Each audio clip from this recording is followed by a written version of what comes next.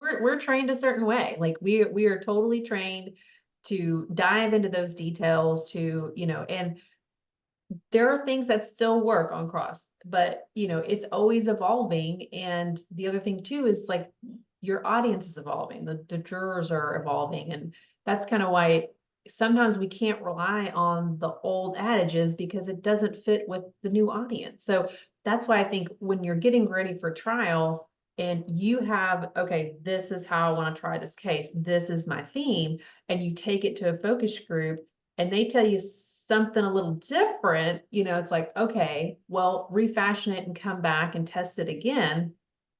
And you're going to hear, like, okay, this is good, or no, we're still kind of missing the mark. And that's kind of where, like, when you have the focus group setting, you're literally going to be able to hear and follow up on what more you want to know. And that's kind of why, like, lawyers always ask me, like, well, what do you get, like, when you do a focus group? And I'm like, okay, well, first of all, like, just listening to people pick apart your case is like mind blowing. And what they ignore is also just as important as what they talk about. And so that's why it's like, okay, once we finish the focus group, it's like, okay, we have to literally kind of sit down and say, okay, what did we hear? What did we not hear? Like, and a lot of times we'll hear, like, I'll have lawyers who will hear one particular voice and I'll say, okay, I know we heard that, but that was only Judy. Okay. Not everybody in the group said that. And so and that's kind of where, having done so many focus groups, I can help people interpret and say, okay, what Judy said is important. It's one point of view, but the whole group didn't follow Judy. So, let's all keep that in mind and just keep going through what were the things that we heard, what did we not hear, how were they discussing it, right? Even we can get great analogies from people, we can get a great way of how they approach it or how they even talk about it. Then just take that language and put it into your opening statement and you're just speaking to them, right? It's like, oh, you're speaking their language. It's gonna be so much simpler for them to understand versus lawyer language, which can, stump people. And it's just like, oh boy, you really don't want someone to be stumped at the beginning of your opening and then they don't hear the rest of what you're saying. Yeah, you're right. And that's always, I mean, they're just, you know, obviously every case has, you have to balance your sort of cost benefits analysis of how much you can put into these resources. But this is never wasted money. I mean, if you have, any inkling that you're going to trial, you should definitely at least do a short focus group and at least test your main points and your main ideas and what you think are your key issues, because the feedback you get is going to help you no matter what it is. And it's just so invaluable to get that perspective from people who are not married to the case and enamored with the case and invested in the case for the years that you have put into it, usually by the time it's ready for trial. And that's always, uh, it's always great perspective because it helps you step back, take that breath and go, okay, I believed X, Y, and Z before I walked into this, and either got that confirmed or I got this new information that will still help me, even if it's negative at that moment, because it's a lot easier to work with negative in that moment before trial than to get that negative feedback from the jury panel after a bad outcome. Yeah. That is not the time to be educated about the problems with your case. So think of it as a sort of a free pass to find the warts if you are one of those people that it's hard for you to see the good and the bad. Or, another great thing is that just if you have limited trial experience, right? I mean, there's so many lawyers today who, I mean, I see guys are 10, 12 years in, and they still have not been in front of the jury. And, that's, wow. Um, that's happening. We've become a very paper oriented profession, and we there are a lot of people are losing the entire art of trial because they don't do it. So, when you haven't tried a lot of cases, it might be the best money you spend, you know, because it's going to help you. Because the other thing is, the jury don't mind, a focus group doesn't mind kind of punching a hole in your bag. Also, if you think you're doing a really good job, like, I don't really understand that guy. He's kind of quirky. I don't like him. Whatever. It still gives you good information because, again, these are normal people. They're not the folks in your office on your payroll. They'll give you the unvarnished truth. Mhm. So, Yeah. Yeah. and that's good information. And you bring up a really good point of calming the nerves, gaining confidence, getting up and standing on your feet, being in a suit, delivering it to a panel. Like that really significantly helps you get over that hurdle sometimes if you haven't had as much experience. And I can tell you when I was doing my own, running my own firm, and we were doing in person because that's all we did was in person. My ability to communicate with people and my confidence just standing up in front of a bunch of strangers significantly improved. Like people think, oh, you're just a natural, like, no, speaking skills, communication, standing and delivering, like those are all skills that have to be practiced over and over. And having, you know, you're gonna see it's just that even that practice alone is so helpful in those focus groups that you can't get really any other place. Yes, you can sit in your kitchen and have your wife listen to it. Of course, you can sit and you can grab a group of your family, get together and do that as well. But it's those strangers who are like, I didn't get it. Like, like Yeah. that don't make no sense. Like that's, and you're like, oh, okay. Because again, there's always going to be just a little bit of bias. People tell me, well, hey, I got a group of my friends, or I got a group, and I'm like, well, those are people just like you, because you're friends with them. Like they're not going to totally, kick you, kick that case to the curb. And sometimes that's what you need to hear in order to get yourself into that different mindset and say, okay, I got to keep working at this, or I got to go at this a different way. And the focus groups give you direction. So it's not just like they're kicking you while you're down and now you're stuck. Right. Oh, They'll help you get yeah. out of the Like I hole. said, they're not kicking you while you're moping out of the courtroom trying to figure out what happened, right? Yeah. Right. I mean, I remember a friend of mine telling me that, he always learned more from the cases he lost than the cases he won. And as we're talking this, I remember him talking about, we would talk to the jury afterwards, and, when we lost, and they'd have all these reasons why we lost, and they would tell us all these things, and you'd be learning, what's coming at you. And, you know, I mean, using focus groups in theory, if you have a terminal problem and you didn't realize it, well, that helps give you information that you can go settle the case. You can go to the client and go, we're going to get killed if we go forward with this because this is the problem that these, our focus groups say.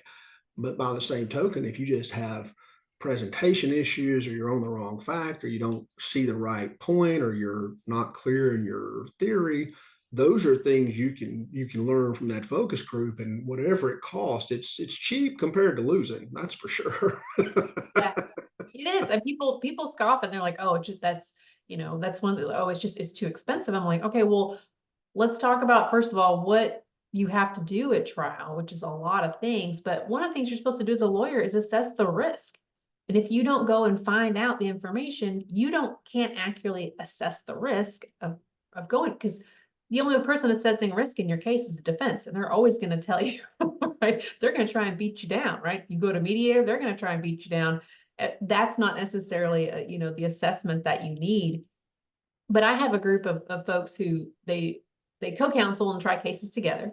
And he just has this one lawyer who gets really fixated. And so they come on down. We come down to, they're getting ready for trial because they want that particular lawyer to go through the experience of delivering this opening statement that he wants. And then just basically hearing like, we don't get what you're saying. Because we all, we all try to tell them it's confusing. And you're really losing them because you're using all this medical terminology, and they gracefully tell him, like, I don't get it. Like, we always, when we do opening statements, we always gauge what is the confusion level? Like on a scale of 1 to 10, how difficult was it to follow? And they'll tell you, man, like, I've lost or whatever it was. Yeah. And I think it, specifically for this pair that they come and they do my in-person getting ready for trial, they basically like, it helps him because he says, okay, then what do we need to do? And they basically get on the horse and, go get that visual aid to help or whatever it may be. Cause that's particularly what they did in that case was they needed a really solid timeline for this particular medical malpractice case. And his timeline was so confusing. So then they were able to go convince him, like, we need a professional. And so they went and got a professional to make a really solid exhibit for them. Yeah. And I mean, and like I say, those are, I mean, man, a medical malpractice case, I mean, you can't get in a courtroom for less than $100,000. That ain't the case. You skimp on a timeline, you know. Yeah, right. Yeah, I know. Not spend $1,000 on a professional timeline after I spent 100,000 on a doctor to show up and testify. I'm like, holy shit. No, you definitely yeah, I'm glad they were able to work that out because that Yeah. seems like the wrong place to pinch a penny. You know, if you got to go, that's med mal's kind of like some of the cases I deal with, but worse. I mean, it's my complex stuff on steroids because you have lawyers who specialize in nothing but defending these cases, and then you have all the special rules that favor doctors. And but yeah, that's another tremendous use. And in consumer law in particular, I always think about, again, things you can test. Is there a lot of consumer law statutes around the country where there are statutory damages, for instance, and you might be in a case where you think there's $1 million there in compensatory damages, but the statutory damages are $5,000 or $10,000, right? And so another place you can test very easily is, well, what is the impact of saying, I want $1 million for this case, but under this one count over here, it gives you $1,000 for this violation of law. How does that impact the jury's thinking about your ask over here for $1 million, right? And in the past, one of the things I've done in my own cases is I don't ask for the statutory part because my nightmare is I'm standing up talking about $1 million and the jury's going to go, wait a minute, that statute said $1,000, and it becomes like a low anchor point. And if you're not certain about your ways to handle that, right, then that's another sort of great thing you can test with the focus group. Does that statute that says you get $1,000 for statutory plus whatever actually harm you suffered, does that $1,000 drive the valuation of the whole case down? Or is it sort of ignored? It's just kind of like a tag along. Those are things that this system, in using you and using focus groups allows you to test and get answers to, right? Before you ever have to actually stand in front of a jury and just wonder how it's going to turn out. Yeah. So, Yeah, absolutely. Yeah, lots of great uses for trial, that's for sure. yeah. And so for, the folks that my intended audience, especially consumer lawyers and especially younger folks that haven't tried a lot of cases, I think the takeaway from this conversation, I hope for you, is that nothing bad can happen by using focus groups or having mock trials. And if you really think you've got to go to trial and you believe your case is headed that way, then I think you definitely want to be ahead of the curve and get out there far enough out in advance that you have time to adapt. You don't want to be doing this, the Friday afternoon before the Monday trial starts, because you might at that point, what you learn, while you might be able to make some changes, you might not be able to make enough, or you may learn that you've just spent all this time getting ready for trial when you probably should have settled the case, 120 days earlier, right? So getting a hold of Elizabeth, or if you don't use Elizabeth, finding someone like her, which would be incredibly hard to do because she's very good at what she does. But if you can find someone to do that, get them involved early enough in your case that you can, make meaningful use of her talents and skills to help you make your case stronger. And then, don't be afraid to use her just about, the questions that come up that you think are really sort of the fork in the road in your case, so to speak. If you think it's sort of key issues, testing those things earlier will help you develop your proof better. Is sort of my opinion on that. We, in a non-consumer case, we recently hired Elizabeth to help us, where we're trying to focus liability on the product supplier in a product's case, rather than the obvious target of a lot of the liability, which is the workers' comp barred co-employee in a product setting. So that's a good example of a way to make use of what Elizabeth is able to do with her skills much earlier than trial prep. So don't be afraid to call her at the outset of a case and say, hey, I have these issues and I want to test them. She can give you great advice and help on anything of that nature, and it's a good use of that resource. Elizabeth, anything else you want to cover on this video before we cut away for another session? I don't think so. I just, a lot of folks run their own focus groups, and I think that is great.